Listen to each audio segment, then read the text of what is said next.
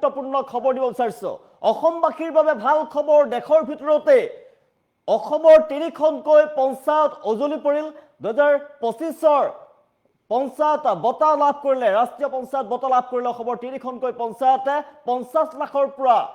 ৫ কোটি টকা পৰ্যন্ত পুৰস্কাৰ লাভ কৰিব অসমৰ ৩খনকৈ পঞ্চায়তে অৱশ্যে জনাইছো মুহূৰ্তত বিগ ব্ৰেকিং মুহূৰ্তত জনাইছো দেশৰ ভিতৰতে উজলি পৰিল অসমৰ ৩খনকৈ পঞ্চায়ত ৫০ লাখৰ পৰা ৫ কোটি পৰ্যন্ত লাভ কৰিব পুৰস্কাৰ আৰু শ্ৰেষ্ঠ পঞ্চায়ত শ্ৰেষ্ঠ অসমত ৩খনকৈ পঞ্চায়তে লাভ কৰিলে পুৰস্কাৰ ৰাষ্ট্ৰীয় পৰ্যায়ত বঁটা লাভ কৰিব অসমৰ ৩খনকৈ পঞ্চায়তে কেন্দ্ৰীয় পঞ্চায়ত বঁটাত অসমৰ চমক ৩খনকৈ পঞ্চায়তে লাভ কৰিলে ৫০ লাখৰ পৰা ৫ কোটি টকা পৰ্যন্ত লাভ কৰিব পুৰস্কাৰ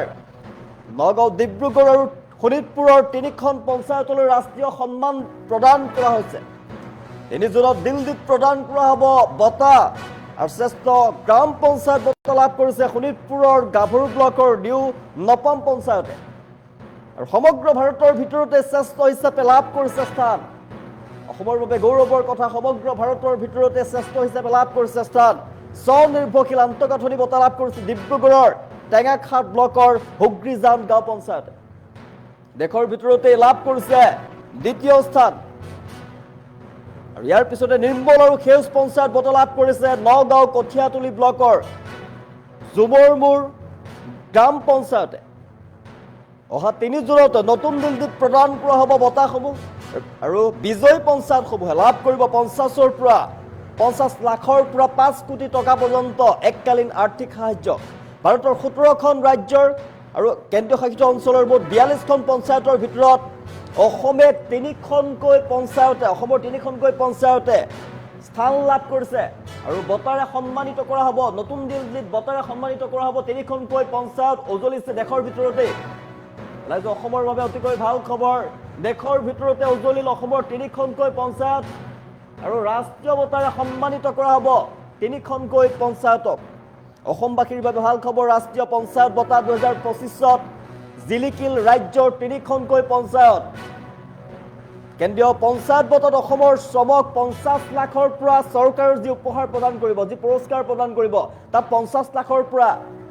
৫ কোটি টকা পৰ্যন্ত লাভ কৰিব পুৰস্কাৰ আৰু কোন কোন পঞ্চায়তে লাভ কৰিছে এই বঁটা জনাইছো নগাঁও ডিব্ৰুগড় আৰু শোণিতপুৰৰ ৩খন পঞ্চায়তলৈ ৰাষ্ট্ৰীয় সন্মান নগাঁও ডিব্ৰুগড় আৰু শোণিতপুৰৰ ৩ পঞ্চায়তলৈ ৰাষ্ট্ৰীয় সন্মান প্ৰদান কৰা হৈছে ৩ জুনত নতুন দিল্লীত প্ৰদান কৰা হ'ব বঁটাৰে পুৰস্কৃত কৰা হ'ব শ্ৰেষ্ঠ গ্ৰাম পঞ্চায়ত বঁটা লাভ কৰিছে শোণিতপুৰ গাভৰু ব্লকৰ নিউ নপাম পঞ্চায়তে সমগ্ৰ ভাৰতৰ ভিতৰতে শ্ৰেষ্ঠ হিচাপে লাভ কৰিছে স্থান অৰ্থাৎ গৌৰৱৰ কথা আটাইতকৈ স্বনিৰ্ভৰশীল আন্তঃগাঁথনি বঁটা লাভ কৰিছে ডিব্ৰুগড়ৰ টেঙাখাট ব্লকৰ হুগ্ৰীজান গাঁও পঞ্চায়তে তেওঁলোকে স্বনিৰ্ভৰশীল আন্তঃগাঁথনি বঁটা লাভ কৰিছে দেশৰ ভিতৰতে দ্বিতীয় স্থান লাভ কৰিছে আটাইতকৈ গৌৰৱৰ কথা নিৰ্মল আৰু সেউজ পঞ্চায়ত বঁটা লাভ কৰিছে নগাঁও কঠিয়াতলি ব্লকৰ জুমৰমুৰ গাঁও পঞ্চায়তে অহা ৩ জুনত নতুন দিল্লীত প্ৰদান কৰা হ'ব বঁটা বিজয়ী পঞ্চায়তসমূহে ৫০ লাখৰ পৰা ৫ কোটি টকা পৰ্যন্ত এককালীন সাহায্য লাভ কৰিব চৰকাৰৰ ফালৰ পৰা প্ৰদান কৰা হ'ব ভাৰতৰ ১৭খন ৰাজ্য আৰু কেন্দ্ৰীয় শাসিত অঞ্চলৰ মুঠ ৪২খন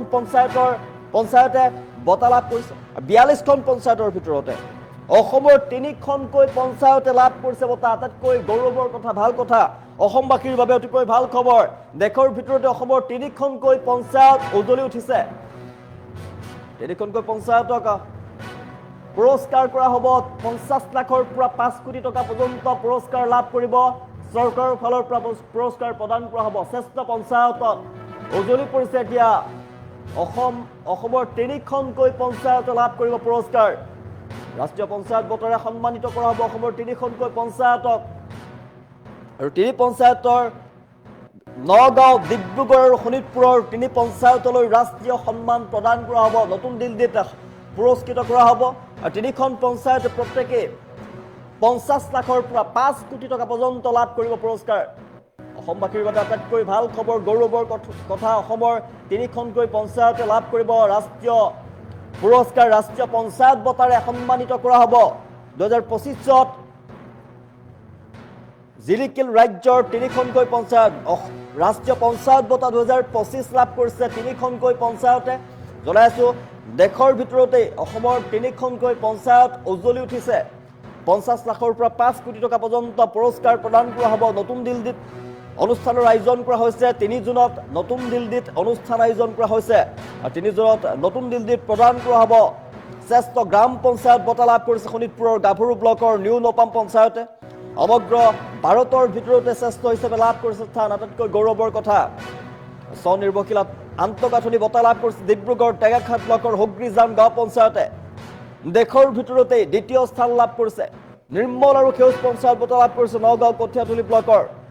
জুমৰমুৰ গ্ৰাম পঞ্চায়তে ৰহা 3 জুনত নতুন দিল্লীত প্ৰদান কৰিব বঁটা 50 লাখৰ পৰা 5 কোটি টকা পৰ্যন্ত এককালীন সাহায্য লাভ কৰিব পুৰস্কাৰে পুৰস্কৃত কৰা হ'ব মুঠ 42খন পঞ্চায়ত আছিলে 42খন পঞ্চায়তৰ ভিতৰত কেৱল অসমতে 3খন পঞ্চায়তে লাভ কৰিছে এই বঁটা 3খন পঞ্চায়তক পুৰস্কাৰ প্ৰদান কৰা হ'ব জনাই আছো 50 লাখৰ পৰা 5 কোটি টকা পৰ্যন্ত পুৰস্কাৰেৰে সন্মানিত কৰা হ'ব নতুন দিল্লীত অনুষ্ঠানৰ জৰিয়তে 3 জুনত প্ৰদান কৰা হ'ব বঁটা দেশৰ ভিতৰতে উজ্বলি উঠিছে অসমৰ 3খনকৈ পঞ্চায়ত আৰু কৰ আছিলে পঞ্চায়তসমূহ জনাই আছো নগাঁও ডিব্ৰুগড় শোণিতপুৰৰ 3খনকৈ পঞ্চায়ত উজ্বলি উঠিছে দেশৰ ভিতৰতে এতিয়া ৰাষ্ট্ৰীয় বঁটাৰে সন্মানিত কৰা হ'ব ৰাষ্ট্ৰীয় পঞ্চায়ত বঁটা 2025ত 3খনকৈ পঞ্চায়ত উজ্বলি উঠিছে